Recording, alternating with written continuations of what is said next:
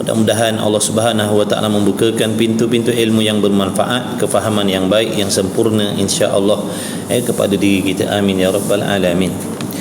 Pagi ini sambungan kitab Risalah Al-Misbahul Munir, edisi Rumi, muka surat 54. Rumi muka surat 54. Minha Misbahul Munir. Kitab Misbahul Munir muka surat 54. Baru masuk Baru nak masuk Baik. Allahumma salli ala sayyidina Muhammad.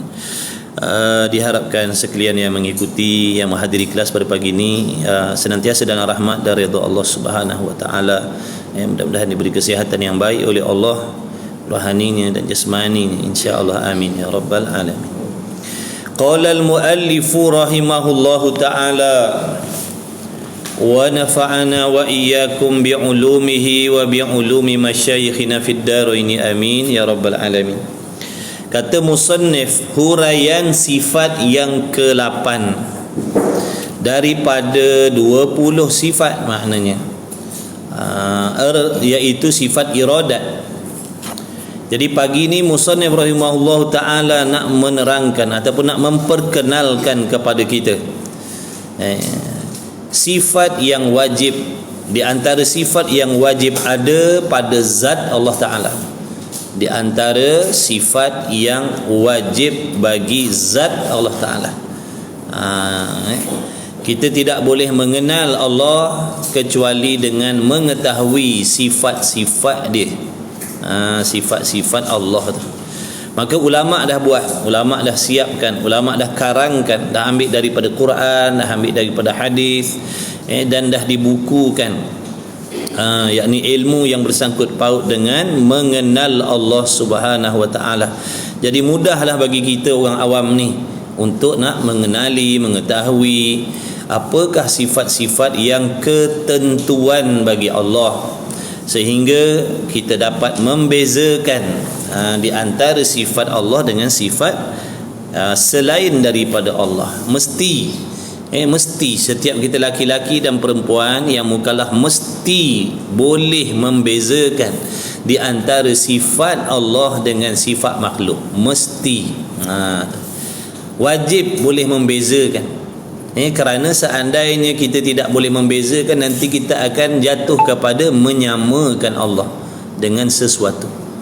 Jadi apa hukum membezakan Allah dengan makhluk? Hukumnya wajib, mesti boleh beza. Kita mesti tahu perbezaan di antara zat Allah dengan zat makhluk.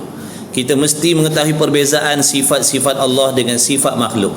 Kita mesti mengetahui perbezaan di antara perbuatan Allah dengan perbuatan makhluk. Seandainya kita tidak boleh membezakan, nanti akan menyebabkan seseorang itu jatuh kepada menyengutukan, yakni menyamakan Allah. Na'udzubillah, menyamakan Allah ni jadi perkara yang merosakkan akidah, merosakkan iman, merosakkan Islam, memurtadkan, mensyirikkan seseorang. Na'udzubillah. Jadi wajiblah bagi setiap kita, laki-laki dan perempuan yang mukallaf, yang Islam, wajib jaga akidah, wajib jaga pegangan, kefahaman kita terhadap Allah. Mesti kita kena jaga. Sejahat apa pun kita, semaksiat apa pun kita, jangan sampai rosak akidah, jangan sampai rosak iman. Orang yang rosak iman ni, kalau dia mati, na'udzubillah min zalik, berkekalan di dalam neraka Allah Subhanahu wa taala, takkan dikeluarkan oleh Allah sampai bila-bila pun. Jadi wajiblah kita waspada, hati-hati, jaga. Faham baik-baik.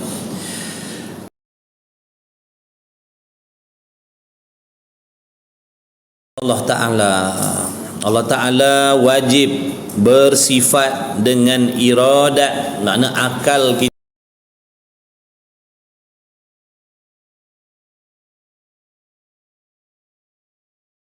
kita menetapkan, akal kita menghukumkan Tuhan wajib bersifat dengan iradat. Bukan di sini wajib dengan makna wajib syarak. Bukan maksud wajib syarak di sini, wajib akli. Ada pun wajib syarak itu tuntutan Allah ke atas kita. Wajib semayang, wajib puasa itu wajib syarak. Wajib Allah bersifat iradat ni bukan wajib syarak, wajib akli, hukum akal. Setelah difikirkan, setelah ditilik dalil-dalil, bukti-bukti di dalam Quran dan hadis ataupun dalil akli, maka dapat kita membuat satu kesimpulan bahawasanya Tuhan itu, yang bernama Tuhan itu, yang bernama Allah Ta'ala itu, wajiblah dia memiliki sifat iradat, sifat berkehendak. Artinya sifat berkehendak. Wajib pada syarak pula atas tiap-tiap mukallaf mengetahui serta mengaku di dalam hatinya dengan tentu sungguh ada di Allah Ta'ala, tentu sungguh ada di Allah, dengan makna ada di zat Allah. Dalam kitab dia kata wajiblah atas tiap-tiap laki-laki dan perempuan yang mukallaf mengetahui. Sebab tu kita wajib belajar. Tanpa belajar kita tak boleh tahu, tanpa belajar mustahil kita tahu.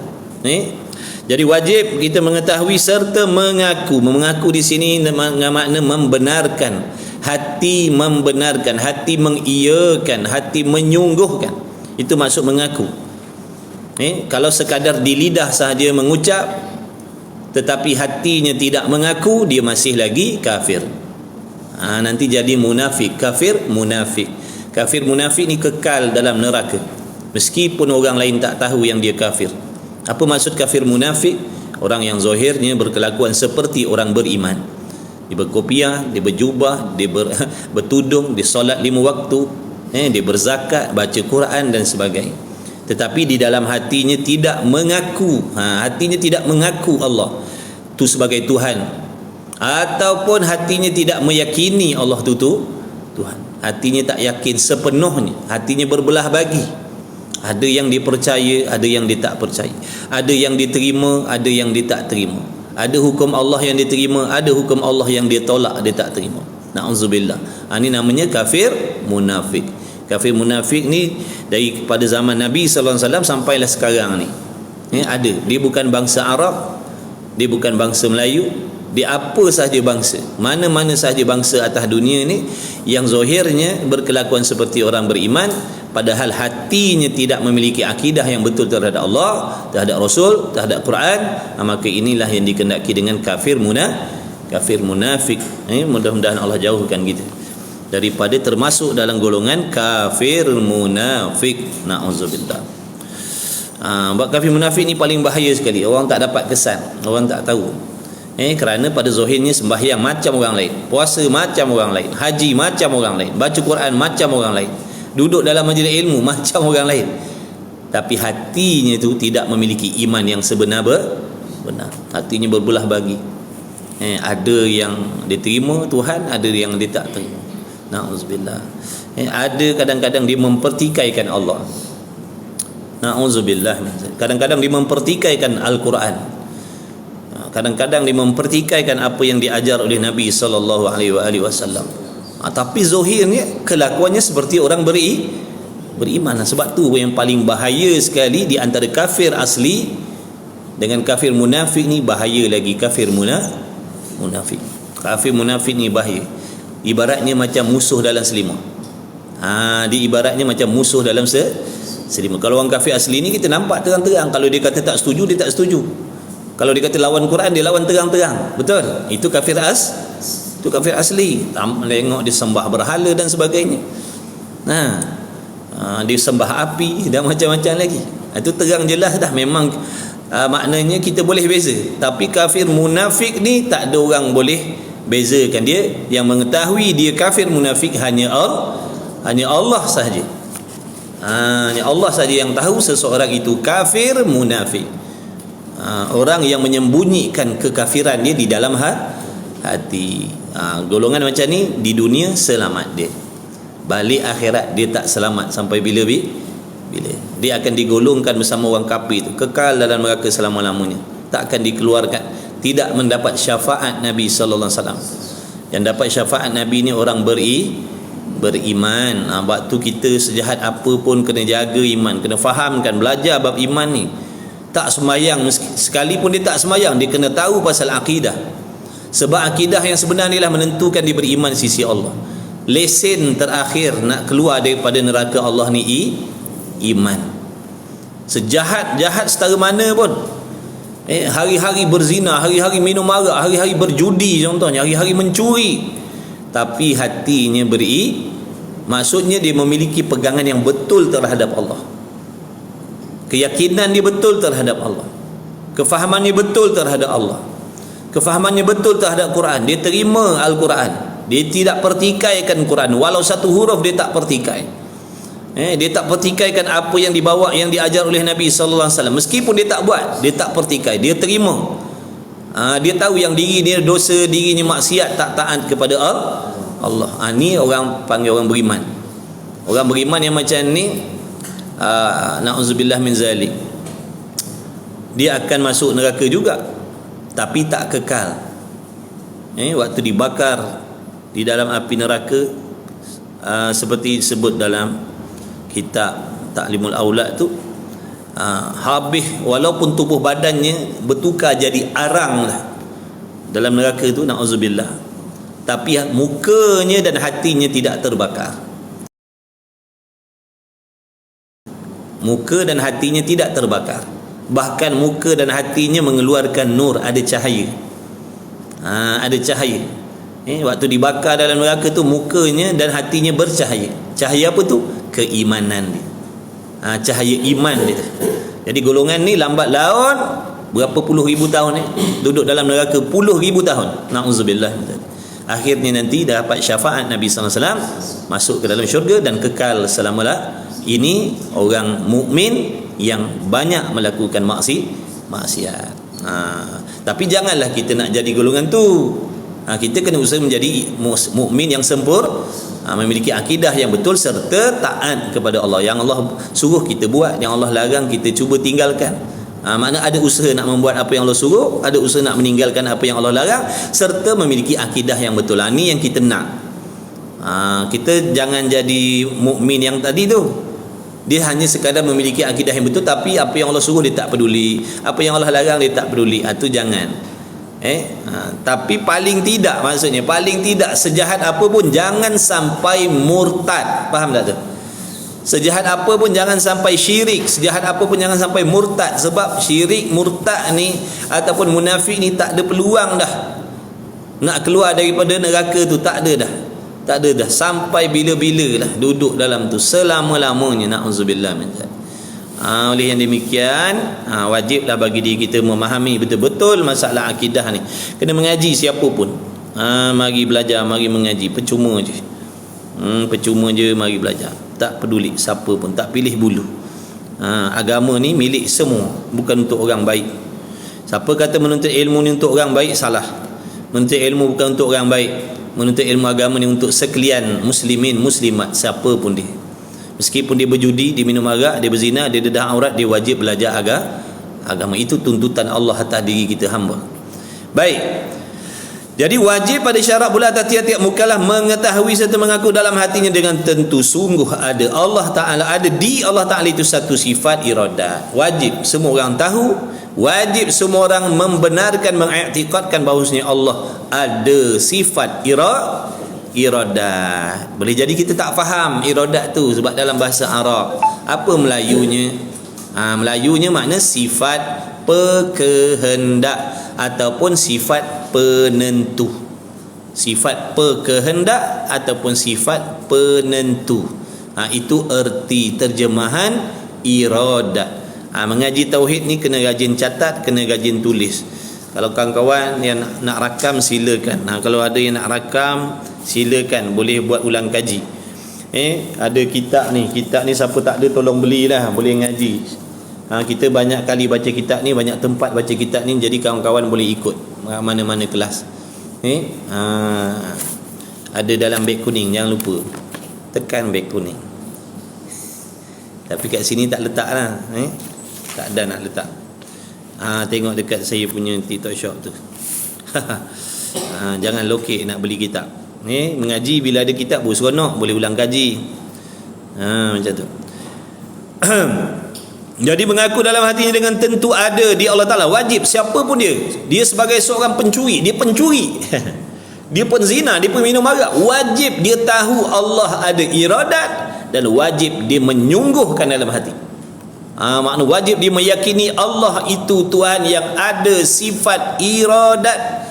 Allah tu Tuhan yang ada sifat berkehendak, sifat penentu. Okey. Mana dalilnya? Mana dalil? Bukti? Mana bukti? Tak boleh kita nak membenarkan Allah itu ada iradat tanpa bukti. Mesti kena ada bukti.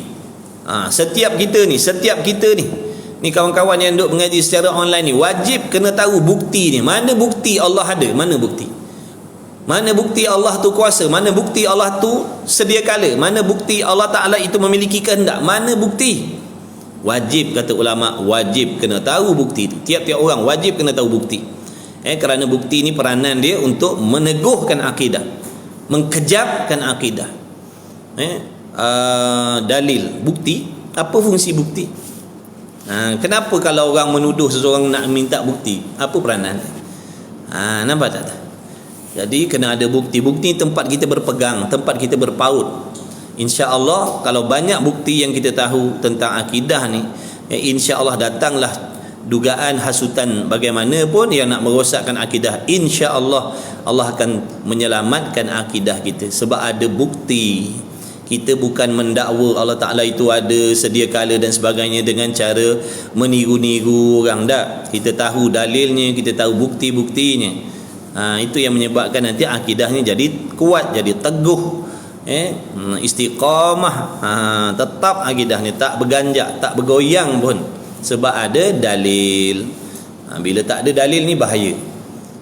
Bila datang ujian yang bersangat-sangatan, na'udzubillah, tidak mustahil akidahnya tadi akan bergoyang dan lama-lamanya tercabut. Tu yang murtad tu tercabutlah tu. Asalnya Islam, nampak tak? Kenapa boleh tercabut? Sebab akidahnya pada Allah tu tak teguh, tak kuat. Jadi tak mustahil lah kalau murtad pun. Sebab tu kita ni kena jaga. Kena jaga usaha, jaga diri kita daripada jatuh murtad. Di antaranya cara je belajar, mengaji, memahami, mengenal Allah sungguh-sungguh, memahami betul-betul serta dalil. InsyaAllah Allah akan selamatkan kita daripada jatuh kepada murtad. Sebesar-besar jenayah di dalam agama Islam adalah perbuatan murtad. Sebab tu orang murtad ni kalau mati bangkainya lebih hina daripada bangkai anjing dan babi. Bangkai orang murtad, bangkainya lebih hina daripada bangkai anjing dan babi. Tak wajib tanam bangkai orang murtad, harus dibuang di mana-mana. Tu Allah menghinakan sangat-sangat orang murtad ni. Setelah Allah takdirkan dia, Allah pilih dia jadi umat Islam, lahir di kalangan umat Islam, duduk dalam agama yang paling terbaik, agama yang tak ada tolak banding. Tidak ada agama yang standing dengan Islam. Allah lahirkan dia dalam keadaan begitu, tiba-tiba dia keluar, dia tinggalkan, makna dia tak hargai itu. Padahal ramai manusia yang Allah tak pilih menjadi orang Islam, tiba-tiba dia Allah pilih, dia tak mau, dia tinggalkan Islam, murtad, tukar agama. Sebab tu Allah mencela, mengkeji sekeji-kejinya orang kafir murtad ni. Orang kafir zimmi, orang kafir harbi lebih mulia daripada orang kafir murtad lagi. Seandainya bangkai orang kafir murtad ni dikerat-kerat, dipotong-potong, bagi harimau di zoo pun tak dosa. Boleh? Hukumnya tak berdosa. Sungguh hukumnya tak berdosa. Kalau bangkai orang kafir murtad dikerat-kerat bagi makan buaya tu kat zoo Melaka, buaya ku kering, bagi bangkai orang murtad, dosa tak? Tak dosa buat macam tu. Sebab Islam tidak memuliakan bangkai orang murtad. Tapi kalau ikutkan, kalau buang mana-mana tepi-tepi jalan membawa kepada bau bangkai itu busuk, mengganggu orang, wajiblah tanam. Tanam kat mana? Selain tanah wakaf, selain tanah perkuburan orang Islam. Tanamlah kat mana-mana boleh. Pangkal pokok buluh ke, tepi-tepi sungai ke, boleh. Jadi Allah jaga-jagalah. Jagalah kita ni mati. Kalau tak mati tak ada masalah, mati. Kita tak nak balik akhirat, tak nak meninggalkan dunia dalam keadaan tidak beriman dengan Allah. Jangan. Sejahat apa pun jaga iman baik-baik. Jadi iradat ni artinya sifat berkehendak. Jadi berkehendak ni mana Allah menentukan. Allah menentukan sesuatu. Menentukan tu dah namanya ta'alluq dah. Menentukan tu ta'alluq sifat iradat. Perbuatan Allah menentukan. Jadi Allah menentukan sesuatu itu dengan iradatnya. Dengan sifat iradat tu Allah menentukan. Jadi peranan iradat menentukan sesuatu perkara yang mungkin. Sama ada perkara mungkin. Apa maksud mungkin? Mungkin ni sesuatu yang terima ada dan terima tiada. Boleh ada dan boleh tak ada. Itu perkara mungkin. Perkara yang boleh berlaku dan boleh tidak berlaku. Maka peranan iradat ni nak menentukan salah satu. Contohnya nak menjadikan makhluk ataupun tidak menjadikan makhluk. Itu peranan dia. Adapun kudrat, kalau kita belajar dulu kudrat, sebelum ni sifat kudrat betul. Kudrat peranan dia menciptakan. Ta'alluq kudrat menjadikan, mengadakan, membuat. Tugas sifat kudrat membuat sesuatu. Tugas kudrat menjadikan sesuatu. Tugas iradat menentukan sesuatu. Bukan membuat, menentukan. Allah menentukan dengan iradatnya, kemudian Allah membuat dengan kudrat dia. Apa yang dibuat dengan kudrat Allah itu muafakat dengan apa yang ditentukan oleh iradat Allah. Dia tak menyalahi. Jadi mari kita belajar mengenal Allah, bagi kita mengaji kenal Tuhan. Belajar sikit-sikit, insya-Allah. Biar berganjur perlahan-perlahan tak apa, asalkan bergerak, asalkan mengaji sikit-sikit pun tak apa, seminggu sekali pun tak apa, permulaan. Jangan tak ada langsung belajar tauhid ni, jangan. Meninggalkan hukum belajar tauhid ni hukumnya haram. Meninggalkan belajar ilmu tauhid ni hukumnya haram, satu maksiat. Firman Allah Ta'ala, innama amruhu idza arada syai'an ay yaqula lahu kun fayakun. Ini dalilnya. Jadi bukti kita beriman, bukti kita meyakini bahawasanya Allah Ta'ala itu memiliki iradat, sifat iradat. Dalilnya adalah diambil daripada Al-Quran, pada firman Allah Ta'ala dalam surah Yasin ayat 82 tu, innama amruhu idza arada syai'an ay yaqula lahu kun fayakun. Bahawasanya sesungguhnya pekerjaan Allah Ta'ala itu apabila menghendaki ya Allah akan sesuatu, apabila Allah Ta'ala kehendak sesuatu itu jadi, sesuatu itu berlaku, baik ke atau sebaliknya, bila Allah kehendak benda itu jadi pada hari sekian, pukul sekian, tempat sekian sebagai contoh, maka bersegeralah perkara itu jadi. Maka baru berkatalah ya Allah, dengan sebagai sesuatu itu nak jadilah engkau, maka jadilah ia apa yang Allah kehendak. Faham baik-baik ayat ni. Banyak yang salah faham dengan ayat ni. Ramai yang salah faham dengan ayat ni. Ayat ni bukan nak menunjukkan bahawasanya apabila Allah Ta'ala nak menjadikan sesuatu, contoh apabila Allah nak menjadikan langit, Allah nak menjadikan bumi, bukan dengan makna Allah kena sebut kun fayakun, bukan. Ramai yang faham macam tu. Allah kalau nak, Allah kata kun fayakun je jadilah. Ramai yang faham macam tu. Itu zahir ayat, bukan maksud, bukan murad. Kalau Allah Ta'ala nak menjadikan sesuatu, Allah perlu berkata kun fayakun, maka serupa tak dengan makhluk? Serupa dengan makhluk lah. Kalau Allah pun berkata kun fayakun, Allah pun bercakap kun fayakun dalam bahasa Arab, kun fayakun, dengan suaranya kun fayakun. Allah sebut nak jadikan langit, Allah sebut kun fayakun. Nak jadikan matahari, sebut kun fayakun. Nak jadikan semut, kun fayakun. Semut ada berapa ekor? Berapa banyak semut atas dunia ni? Dah kalau nak jadi tiap-tiap satu tu nak kena sebut kun fayakun, berapa banyak kali nak sebut? Itu membawa kepada kekurangan pula dah. Menunjukkan tak sempurna Allah Ta'ala. Sebab tu kena mengaji. Jangan beli buku tafsir baca sendiri. Ngaji. Khususnya orang yang nak mengaji tafsir, hati-hati. Kamu nak belajar, nak mendalami kalamullah yang maha suci daripada menyerupai dengan makhluk, maka terlebih dahulu sepatutnya wajib bagi kamu mengenal Tuhan terlebih dahulu sebelum kamu nak membicarakan kalam dia.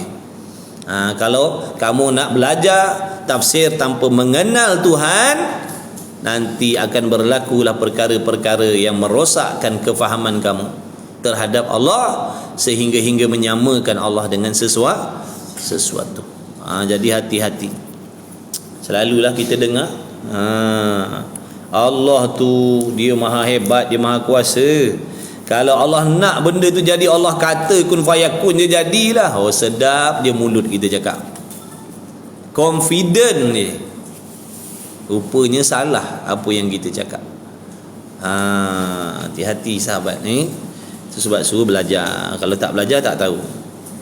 Kalau tak belajar selama-lama kita duduk dalam kesalahan kita. Bila belajar, contoh pagi ni baru tahu, rupanya tak boleh baru tahu. Itulah tanda Allah nak baiki kita. Nampak tak? Contoh sebelum ni kita pun faham macam tu. Sebelum ni pun kita cakap macam tu. Contoh ni, bila pagi ni belajar, rupanya tak boleh. Tu kan dah tahulah tu. Kan dah beres satu kesalahan dah dibaiki dah. Nanti belajar lagi, Allah jumpakan lagi kita kesalahan, baiki lagi. Lama kelamaan banyaklah kesalahan yang dapat kita baiki dengan belajar tu. Jadi belajar je, betulkan niat, belajar. Betulkan niat kita belajar. Tak ada alasan sekarang ni tak nak mengaji. Tak boleh datang surau masjid pun, secara online pun boleh belajar juga. Allah tahu lemahnya hemah kita umat akhir zaman. Maka Allah mudahkan. Dengan kehendak Allah takdirkan adanya yang nama media ni. Titi lah, lah, macam-macam lah. Tak boleh sebut sini. Sekarang kena ban. TikTok ni dia cemburu macam madu. Tahu? TikTok ni dia cemburu macam madu. Sebutkan pasal yang seorang lagi siap. Panjang muncungnya berdepa-depa. Tu madu. TikTok dia macam tu. Kau sebut di media lain sekarang, kau siap kau. Violation.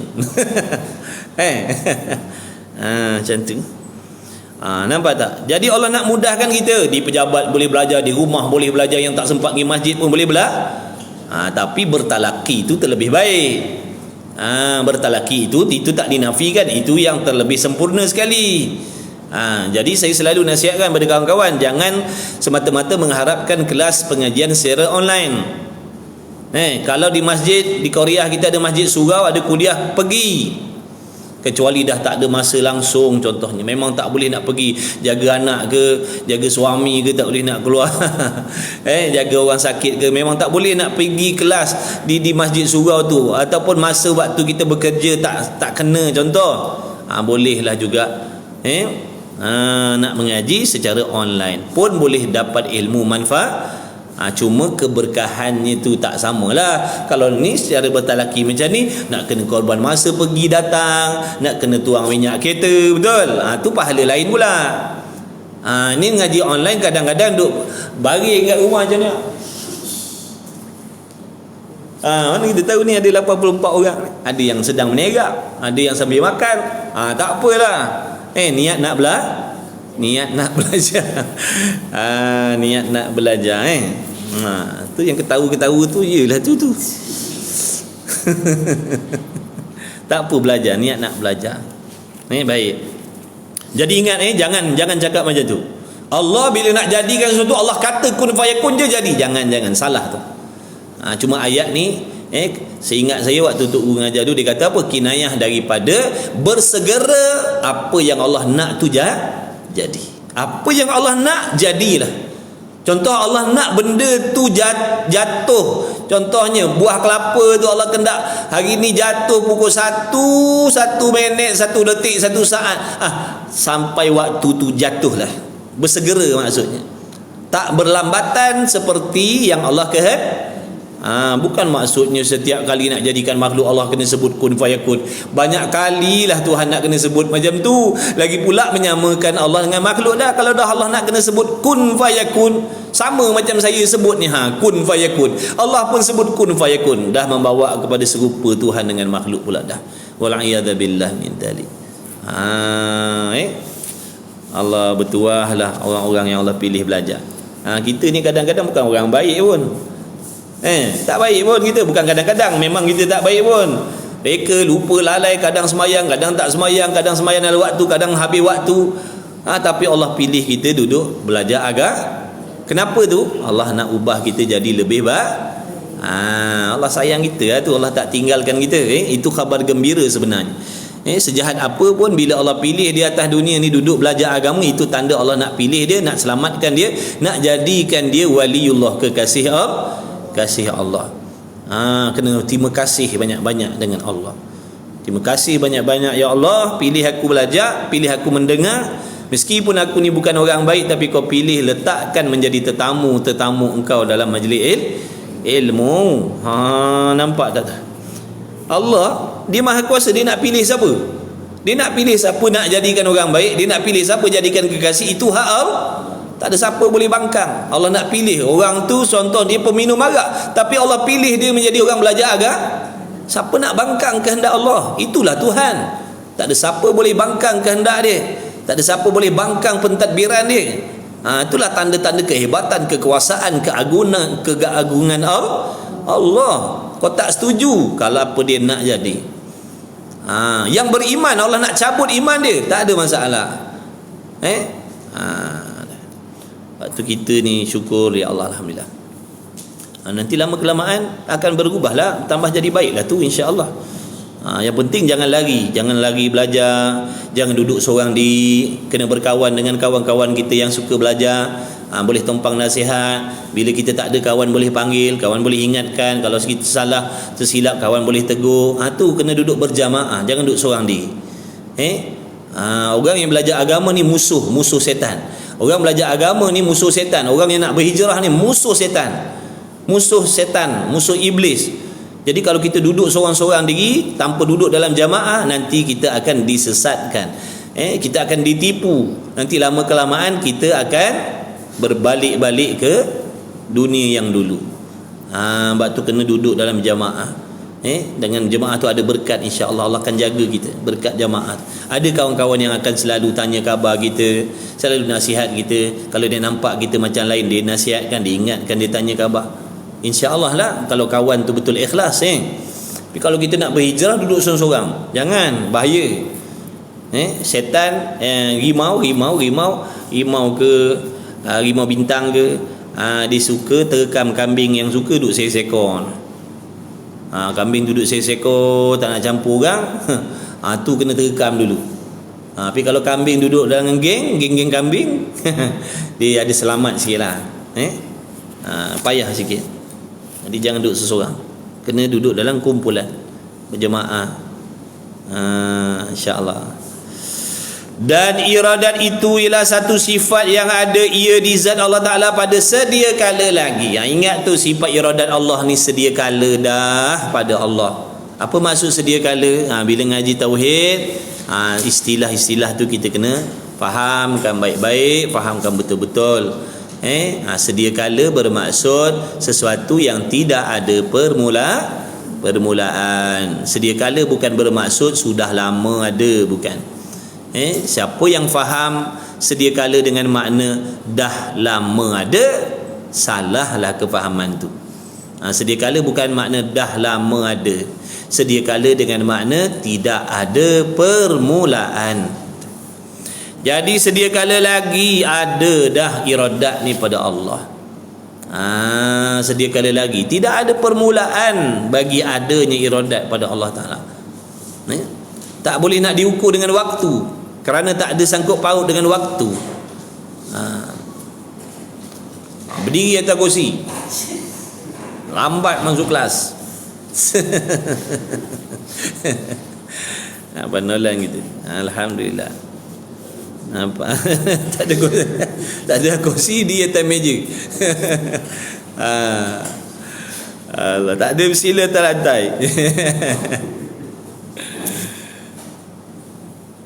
Tak apa, lambat-lambat pun datang ngaji, alhamdulillah. Ternampak taufik Allah. Allah nak tolong, nampak? Allah tak pilih. Kalau Allah tak pilih, duduk sebelah pun tak sampai. Kalau Allah tak pilih, kita duduk atas, bilik kuliah bawah, tak sampai. Tapi kalau Allah pilih, jauh pun dia sampai, susah pun dia sampai. Tu tanda-tanda Allah pilih. Dan kata ulama, tanda-tanda apabila orang tu Allah sayang dia, Allah akan tolong dia buat ibadat. Sesusah apa pun dia boleh buat sebab Allah tolong dia. Tu tanda-tanda Allah sayang orang tu. Atas dunia ni dia sentiasa diberi pertolongan oleh Allah untuk membuat amal soleh. Tapi tanda-tanda orang yang Allah benci, Allah takkan tolong dia beribadat. Allah biarkan dia dalam leka, dalam lupa, dalam lalai, dalam maksiat. Dia nak buat tapi tak boleh, nak buat tapi tak boleh, nak buat tapi tak mampu. Tu bahaya tu. Itu tanda-tanda bahaya tu. Kita kena risau tu kalau kita duduk macam tu. Kita tengok orang semayang tapi kita nak semayang tak boleh. Sebab apa? Tak ditolong oleh Allah. Tak ditolong oleh Allah. Kita nampak dah semayang tu bagus, mengaji tu bagus, tapi tak boleh tu, na'udzubillah. Kata ulama, itu tanda-tanda yang mendukacitakan. Itu tanda-tanda yang mendukacitakan tu. Tanda-tanda orang yang Allah sayang, Allah akan tolong dia buat amal soleh, Allah akan tolong dia meninggalkan maksiat. Tapi kalau Allah biarkan dia duduk dalam maksiat, ini tanda bahaya, ini alamat bahaya. Jadi iradat Allah sedia kala, iradat kita iradat kita baru. Iradat kita ada permulaan, maksudnya bila Allah ciptakan tubuh badan kita, zat kita, jisim kita, kemudian setelah Allah bagi roh, bagi hidup, kemudian sampai satu masa yang tertentu, Allah memberikan pula kita iradat, sifat berkehendak. Sebab tu kita pun ada kehendak, betul? Tapi kehendak kita tak sama dengan kehendak Allah. Kita mengkehendaki sesuatu kerana ada gharad, ada matlamat, ada tujuan, ada faedah, betul? Nak makan, tu kehendak tu.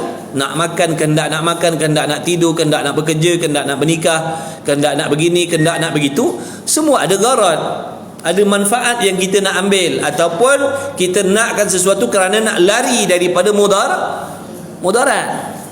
Tu yang kita nak duduk dalam rumah, nak lagi daripada mudarat panas, nak lagi daripada mudarat hujan, ataupun nak ambil manfaat berteduh.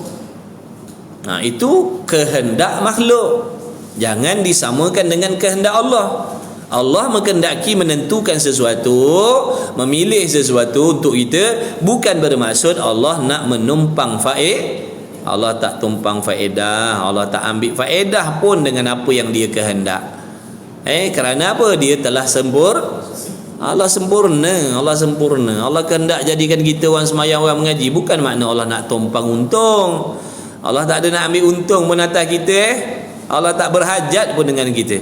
Istighna. Jangan lupa sifat Tuhan tu, istighna, terkaya dari segala sesuatu, dengan makna Allah sentiasa tidak berkehendak, tak berhajat, tak bergantung, tak memerlukan segala sesuatu. Cukup dengan zat dia sendiri. Dia maha sempurna.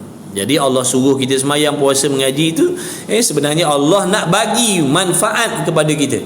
Allah nak bagi faedah kepada kita. Bukan Allah nak ambil faedah, tak. Allah nak bagi faedah. Allah suruh mengaji, Allah nak bagi faedah. Allah nak bagi faedah daripada kita belajar, Allah bagi faedah daripada tak faham jadi faham, daripada jahil jadi alim, daripada ibadatnya salah jadi betul. Bila betul Allah terima, bila Allah terima bagi pahala, bila bagi pahala nanti banyak kebajikannya, di hari kiamat Allah bagi syurga pula. Jadi segala kebaikan yang kita buat tu faedah untuk diri kita sendiri. Hukum hakam yang Allah perintah pun untuk faedah kita makhluk, bukan faedah Allah. Allah tak ambil faedah daripada apa yang dia kehendak. Faham baik-baik? Itu di antara perbezaan. Kan dah boleh beza dah tu. Kehendak kita baharu, kehendak Allah sedia kala lagi. Kehendak kita tentang sesuatu kerana nak ambil untung ataupun nak ambil guna. Kehendak Allah menentukan sesuatu bukan dengan makna Allah nak mengambil untung dan faedah. Tu bezalah tu. Tu disuruh belajar supaya boleh beza. Selalu kita cakap Allah Maha Kehendak, Allah yang tentukan. Selalu kita sebut benda tu. Allah yang tentukan, sabarlah, Allah yang tentukan. Bila kita kata Allah yang tentukan, inilah dia. Sifat iradat inilah ni. Biar kita faham apa yang kita sebut. Takut kita salah faham dengan apa yang kita sebut. Sebutnya betul tapi salah faham tu salah. Allah yang menentukan. Betul dah tu. Rupa-rupa dalam hati yang dia faham Allah menentukan tu, rupanya ada faedah yang Allah salahlah faham macam tu. Jadi biar kita sebut sesuatu yang betul kefahamannya, jangan salah faham. Dan iradat itu ialah satu sifat yang ada di zat Allah Ta'ala pada sedia kala lagi dengan dialah. Dengan dialah mana dengan iradat itulah Allah Ta'ala mengkehendaki dan menentukan mungkin. Jaga perkataan mungkin. Yang tak pernah dengar boleh jadi pagi ni baru dengar perkataan mungkin. Mungkin ni makna Melayunya sesuatu yang harus ada, harus tiada. Ada pun boleh, tak ada pun boleh. Ada pun akal terima, tak ada pun akal terima. Itu namanya mungkin. Catat, tulis, jangan malas. Catat, tulis, jangan malas. Mengaji tauhid nanti lama-lama jadi seronok belajar. Memang mula-mula macam payah, macam bosan, macam nanti lama-lama terror lah. Kita ni gopo kita ni gopo. Kalau boleh hari ni belajar nak faham semua hari ni. Hari ni nak belajar tauhid, hari ni nak belajar tasawuf, hari ni nak belajar Quran, hari ni nak belajar tafsir, hari ni tu. Kalau tak nak mengaji, tak nak mengaji langsung. Kalau tak nak mengaji, tak nak mengaji langsung. Tapi bila dah mengaji, nak mengaji semua. Jaga tu. Gopoh-gopoh tu di antara permainan syaitan tu, hati-hati. Jangan ingat mengaji ni garanti selamat dah. Salah cara belajar, sesat kita. Tak kesampaian. Sebab tu kena ada guru yang membimbing. Kena ada guru yang menasihati. Kita sebagai murid, kalau ada masalah tanya. Tu guru, apa yang perlu saya belajar? Apa yang perlu saya buat? Boleh tak macam ni? Boleh tak macam tu? Itulah adab akhlak murid dengan guru. Guru itulah yang nak bimbing kita. Kita meletakkan kepercayaan kepada guru tu, yang mana guru tu boleh membimbing rohani dan jasmani kita. Kadang-kadang ada jenis murid tak nak dengar cakap guru pun ada. Tu guru kata sabarlah mengaji, tak apa, sikit-sikit pun asalkan berjalan. Dia kata tak nak kena pulun semua. Siap. Sekarang sekejap je angat-angat tai ayam, lepas tu letih dah. Satu hari 10 jenis ilmu dia belajar, 10 kelas dia pergi 2 hari je. Lepas tu hilang lesak gaibul ghuyub. Bosan dah. Jaga-jaga perangkap syaitan. Imam Ghazali kata di antara perangkap syaitan ni, dia akan ajak kita buat kebajikan dengan keadaan tergopoh-gopoh. Gopoh nak jadi pandai, gopoh nak jadi alim, gopoh nak jadi solehah, gopoh nak jadi wali. Siap. Sekali fikir, baiklah. Cepat pandai, cepat alim, cepat jadi wali, cepat hafal Quran, cepat hafal hadis. Sekali fikir macam betul. Tapi Imam Ghazali kata situ ada tipu daya syaitan.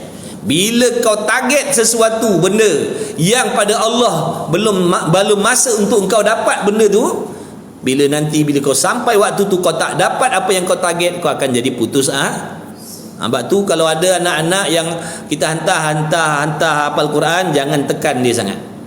Bagi galakan tak apa. Jangan Mamat, ayah nak engkau tahun ni mesti habis 30 juzuk. Jangan. Kita pun ina ataina tak hafal. Bawa bertenanglah. Apa tujuan kita mengaji? Apa tujuan menghafal Quran? Bukankah nak redha Allah? Bukankah kita mengaji belajar ni nak redha Allah? Betul? Kena pandai. Kena redha Allah. Nak betul amal, kena redha Allah. Jadi beranjurlah. Bila kita dah duduk di jalan tu, dah buat benda tu, dah duduklah dalam benda yang mendatangkan redha Allah. Takut kita niat kita tadi dipalingkan oleh syaitan. Kita niat nak hafal Quran, itu yang kita nak hafal, bukan nak redha. Supaya nanti bila hafal boleh bangga. Tu masuk datanglah benda lain pula dah. Aku ni tengok setahun hafal dah, anak orang lain bengap. Tengok anak aku 3 bulan, 1 bulan, 1 tahun habis Quran. Bangga pula, jadi takabur pula, jadi ujub pula. Apa faedah kalau hafal Quran tapi ujub? Nampak tak? Jadi hati-hati dengan permainan setan yang halus tu. Hanya orang tertentu je nampak permainan dia. Sebab tu kita orang awam ni tak nampak. Sebab tu kalau guru-guru kita nasihat tu, dengar je lah. Janganlah kita buat ke kepala. Hati-hati. Kita tak sampai tahap tu lagi. Allah tahu yang kita tak layak lagi nak sandang benda tu. Allah boleh bagi. Allah boleh bagi. Tak payah kau menghafal pun. Tak payah usaha pun, Allah Maha Kuasa bagi kau menghafal. Tapi nanti takut merosakkan diri kita sendiri. Berapa ramai orang yang hafal Quran tapi sombong. Apa faedah hafal Quran tapi dalam hatinya sombong, ujub, takabur, menghina orang lain, menghina pelajar lain yang tak menghafal. Sedangkan dia tak sedar itu semata-mata limpah kurniaan belas kasih sayang Allah saja. Allah boleh lenyapkan segala hafalan dia dalam sekelip mata. Mengaji tasawuf kena mengaji. Ngaji tasawuf. Tasawuf tauhid ni dua ni tak boleh tinggal. Fiqh pun wajib. Tapi kata ulama, yang kita nak kena beramal hari-hari, semua orang terlibat ni, dua ilmu ni, tauhid dan tasawuf, semua orang terlibat. Kalau kata fiqh syariat, tak semua orang terlibat. Contoh dalam bab haji, tak semua muslimin terlibat, betul? Haji, ada orang fakir miskin, dia tak wajib belajar bab haji, sebab dia tak wajib menunaikan haji. Orang yang tak wajib menunaikan haji tak wajib belajar bab haji. Orang yang tak wajib mengeluarkan zakat tak wajib belajar bab zakat. Jadi dalam hukum fiqh tu, syariat tu ada hukum-hukum bab-bab tertentu yang maknanya tak semua orang ambil. Tapi bila sebut tauhid, ada tak orang yang boleh kecualikan dia daripada tauhid? Daripada raja sampailah orang paling lekeh atas dunia ni, boleh tak dia tak nak ambil tahu tentang tauhid? Boleh tak? Dia kata saya tak ada kena mengena dengan tauhid. Siapa engkau? Pasal pula engkau seorang pula terkecuali tak payah nak mentauhidkan Allah pula. Kenapa pula kau seorang tak perlu memiliki akidah yang betul terhadap Allah pula? Nampak tak? Sabar.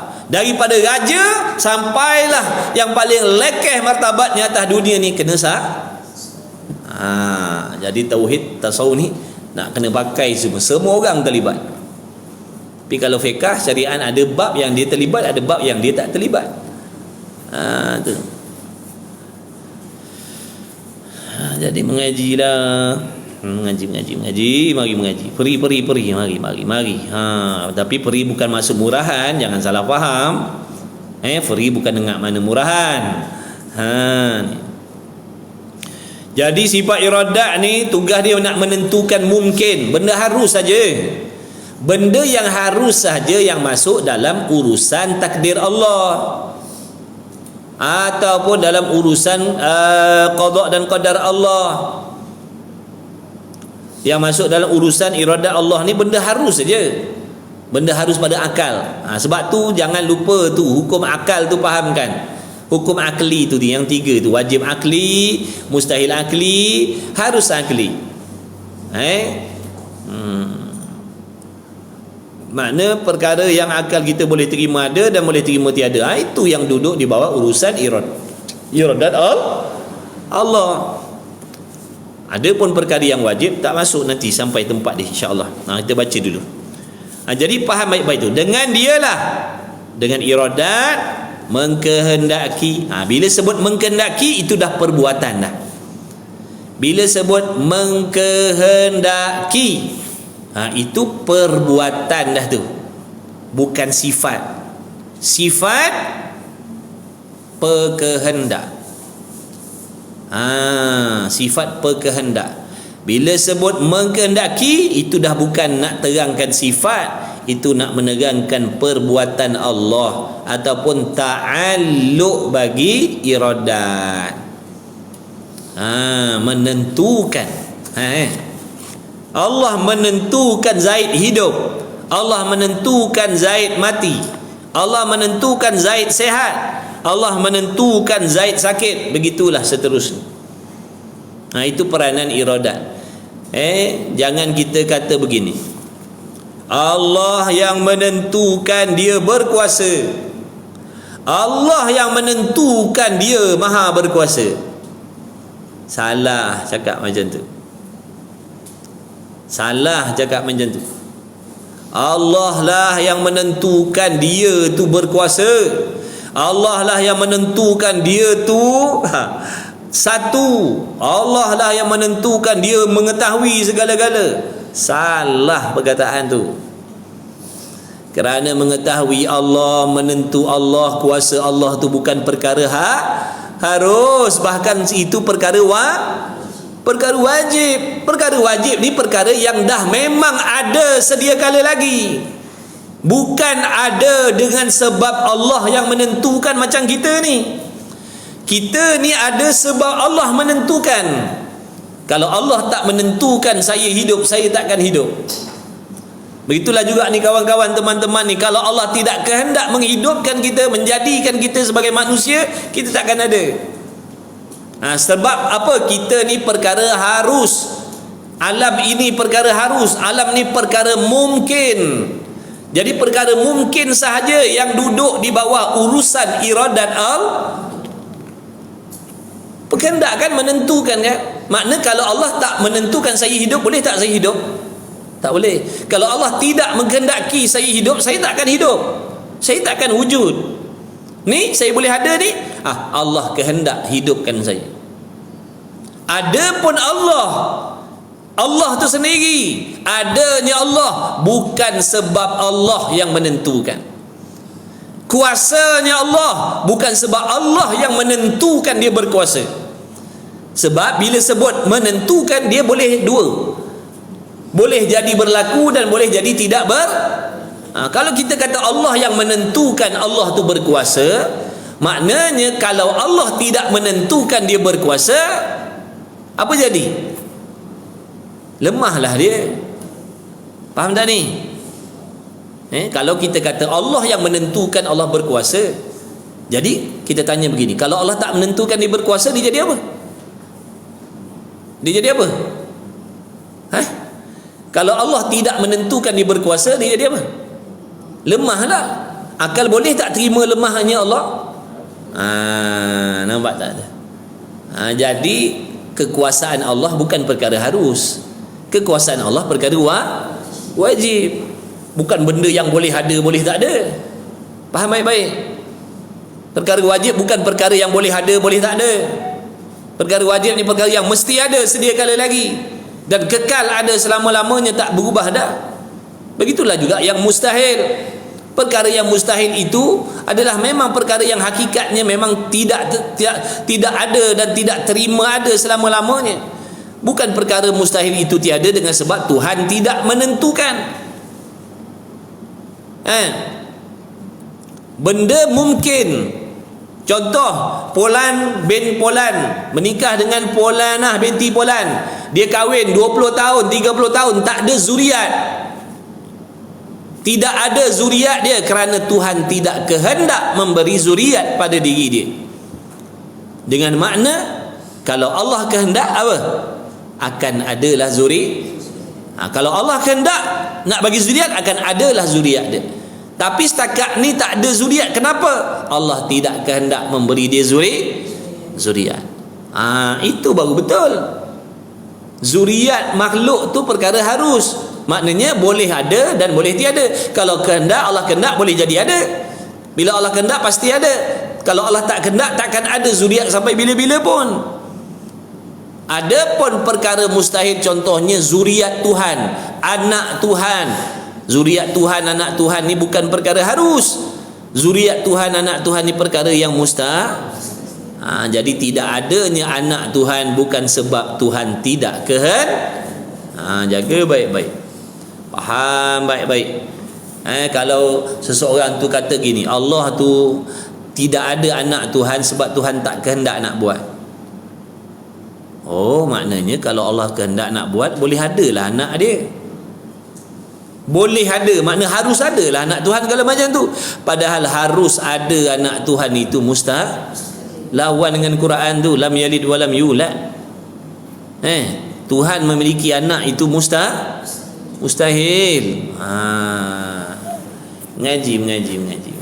Nanti lama-lama nampak faham lah tu. Kalau tak faham hari ni pun tak apa, sabar. Nanti akan datang Allah bagi faham. Allah nak uji kita bersungguh ke Mamat ni nak belajar agama. Test sikit. Test sikit tengok. Bagi dia tak faham, pening-pening dulu tengok. Lagi ke dia tak lagi? Kalau dia bersungguh, dia akan tunggu. Walau meniarap sekalipun, dia akan tunggu. Dia tak faham pun, dia akan datang belajar. Tu Allah kata, Allah tengok dia bersungguh-sungguh nak tahu. Sungguh-sungguh nak belajar. Kalau jenis macam angat-angat ayam ni Allah uji dengan payah sikit, cabut lagi. Tak ngaji lah. Mana Allah tahu yang dia tak bersungguh-sungguh. Nak alih kereta? Ingat nak bagi kunci kereta lain. Ambil kunci tu bagi tukar kunci lain, boleh. Mungkin dah. Mana lah tu? Ingat minta kunci nak alih kereta. Nak bagi kunci lain. Sultan Brunei itu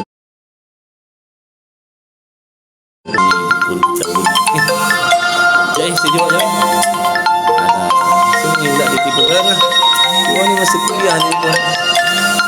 Nanti. Kacau. Tadi tak nak tipu kan. Tu ni nak tipu. Allahumma salli ala Muhammad. Ingat tu. Dengan dialah Allah Ta'ala mengkehendaki dan menentukan mungkin. Ingat tu. Abang jangan gangguan.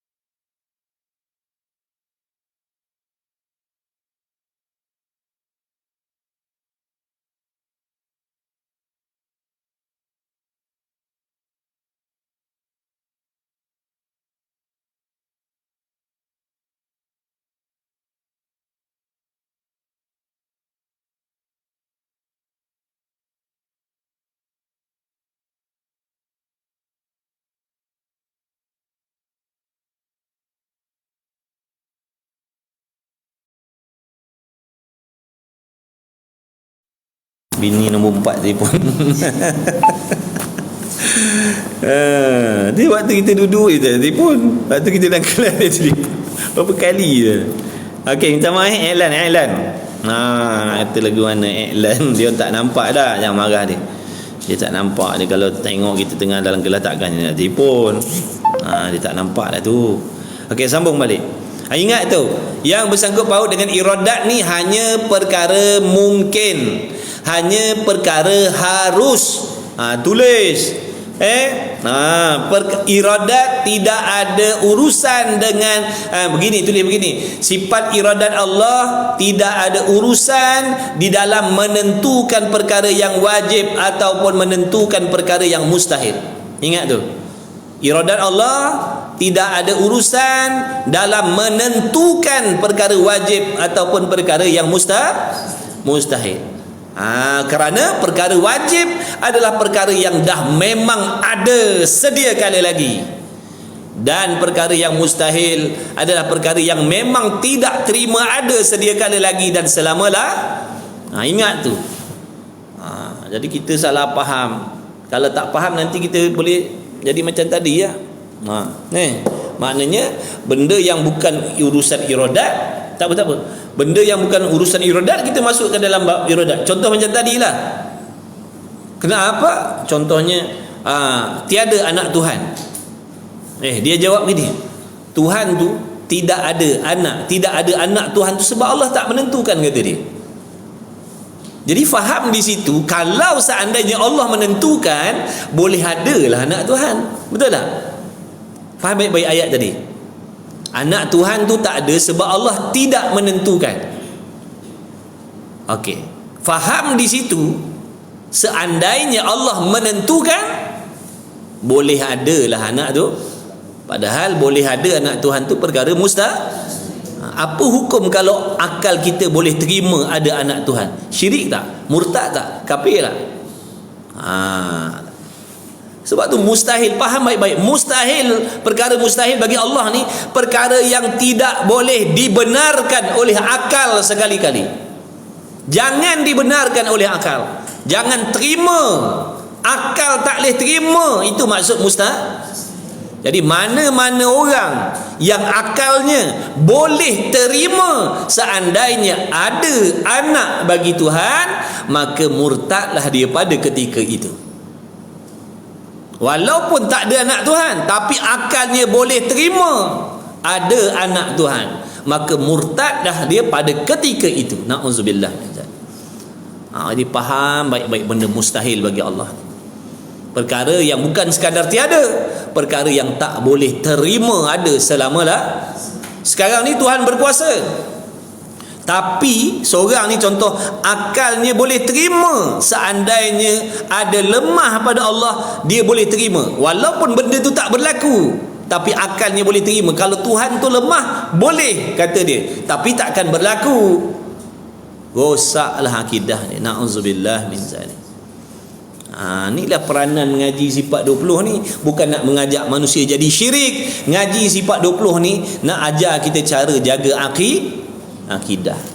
Bukan mengaji sifat 20 ni nak ajak manusia jadi kafir, mensyirikkan Tuhan, seperti yang disalah faham oleh ramai orang. Dia kata hati-hati, jangan belajar sifat 20 tu. Kalau salah-salah belajar nanti jadi syirik. Tengkorak hidup sungguh. Tak belajar ni lah nanti boleh jatuh syirik.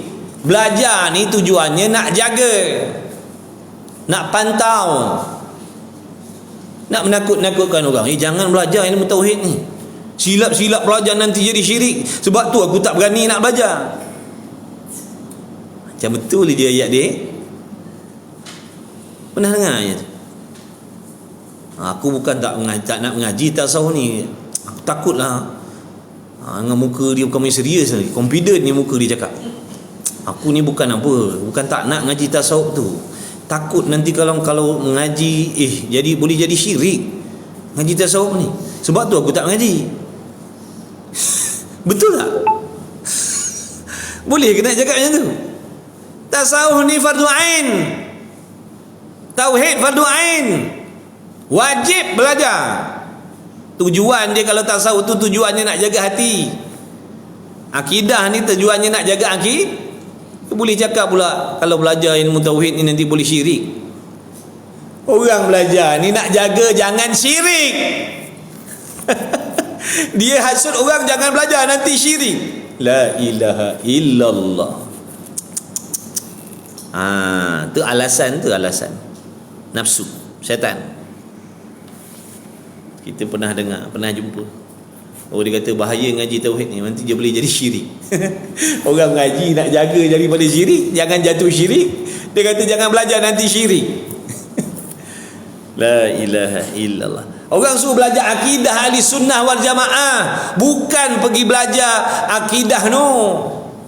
Belajar akidah yang sana tu memanglah boleh jatuh syirik. Ni. Kau marah tak nasihat dia? Geram kadang-kadang. Habis. Dengan dialah Allah Ta'ala mengendaki dan menentukan mungkin dengan setengah-setengah barang yang harus atas mungkin daripada mungkin mutaqabilat. Mudah ginilah mungkin mutaqabilat ni. Tulis mungkin mutaqabilat apa benda nanti lain kali bila dengar tempat lain mungkin mutaqabilat, tahu dah maknanya. Mungkin mutaqabilat ni maknanya benda harus yang lawanan, benda-benda harus ataupun makhluk yang ada pasangan. Hidup lawan dia apa? Mati. Atas lawannya bawah, kiri, kanan, depan. Kan ada pasangan tu. Putih lawannya salah. Putih lawannya segala warna yang bukan hitam je lawan putih. Hitam lawannya putih. Hitam lawannya segala warna yang nampak ketah ni. Bila ketah ni kita kata putih. Bila kata putih, hitam pun tak ada, biru pun tak ada, kuning pun tak ada, purple pun tak ada, peach pun tak ada. Nampak tak? Sebab apa? Putih tu lawan dia segala warna yang lain. Kalau putih tu lawannya hitam, yang tak ada sini hitam je lah, yang lain boleh ada. Faham tak? Jadi bila ada putih, dengan sendiri warna lain tak boleh duduk sini. Sebab putih lawannya segala warna yang kita ni bila sebut putih je lawannya hitam. Hijau bukan lawan lah. Biru bukan lawan putih, kuning bukan lawan putih. Lawan lah tu. Sebab tu dia tak boleh bersekali. Saya nak kata ketah ni putih. Nampak tak? Ketah ni putih dan ketah ni juga biru. Ketah ni juga hitam. Boleh nak kata macam tu? Dah bila kata putih, putih lah. Ternafilah benda yang lain. Nampak tak? Jadi itu makna mungkin mutaqabilat. Mungkin yang berlawan-lawanan. Melaka lawan dia Melaka lawan dia apa? Segala tempat yang lain atas alam ni. Bukan lawan Pahang je, ke lawan Terengganu je. Ni apa Tanjung Minyak Perdana lawan dia segala tempat yang lain lah. Sebab tu kalau Kang Ustaz dekat mana Tanjung Minyak Perdana, janganlah cari tempat London tu, memang tak ada lah. Begitu. Itu maksudnya, itulah masuk dalam peranan iradat. Jadi nanti bila kita sebut iradat ni, dia ada hubung kait dengan rukun iman tu, percaya dengan qada qadar. Percaya dengan qada qadar. Bila kita sebut iradat, dia kembali kepada qada Allah Taala. Kan kita selalu qada qadar kan? Kita selalu sebut qada qadar. Tahu tak qada? Bukan qada semayang. Bukan kodok tu kata kodok, bukan. Kodok maknanya ketetapan Allah. Tu kodok tu bila sebut ketetapan Allah yang wajib kita redha, yang wajib kita beriman tu. Aku beriman dengan kodok dan qadar Allah. Maksudnya kita yakin, terima, percaya, setuju apa saja yang dah berlaku itu, yang dah berlaku, yang sedang berlaku dan yang lagi akan berlaku. Semuanya itu dengan kehendak Allah. Bila sebut kehendak Allah, iradat lah. Wallahu a'lam. Jadilah sikit-sikit.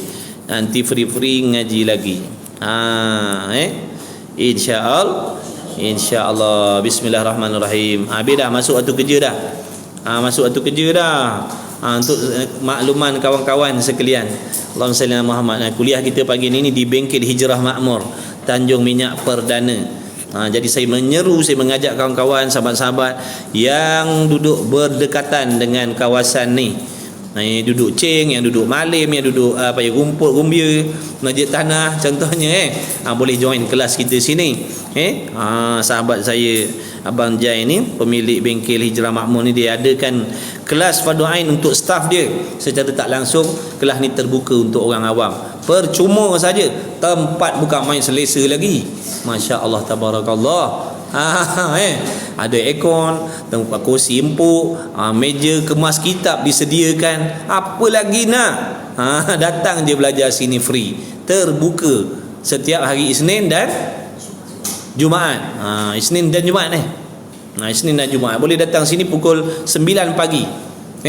Sambil-sambil repair kereta, boleh belajar fardu ain. Kalau dan saya ni boleh bawa kenderaan anda datang repair sini. Pekerja dia dekat sini sambil pulas skru, sambil berzikir, jangan main-main. Sambil pulas skru tu tanya ta'alluq tanjizi qadim, dia boleh jawab insya-Allah. Sebab dia orang ni waktu mengaji, waktu kerja. Alhamdulillah. Alhamdulillah dengan taufik Allah Subhanahu wa taala. Beruntunglah. Bismillahirrahmanirrahim. Alhamdulillahirabbil alamin wassalatu wassalamu ala rasulillah. Allahumma rabbana fa'na bima 'allamtana. Rabbana 'allimna alladhi yanfa'una. Rabbana faqih ahlana wa qarabatina lana fi dinina ma ahli kutul untha wa dzakar. Wa sallallahu ala sayyidina Muhammad. Alhamdulillahirabbil alamin. Taqabbalallahu minni wa minkum. Minna wa minkum taqabbal ya karim. Habis dah kelas. Habis dah. Jadi siapa nak mengaji sini, mari-mari boleh datang kelas sini. Setiap hari Isnin dengan Jumaat pukul 9 pagi. Free, percuma saja, kitab disiapkan, tempat selesa disiapkan. Okey, jangan kejap situ. Ni tadi isu dia ambil dalam kita, tempat duduk belakang.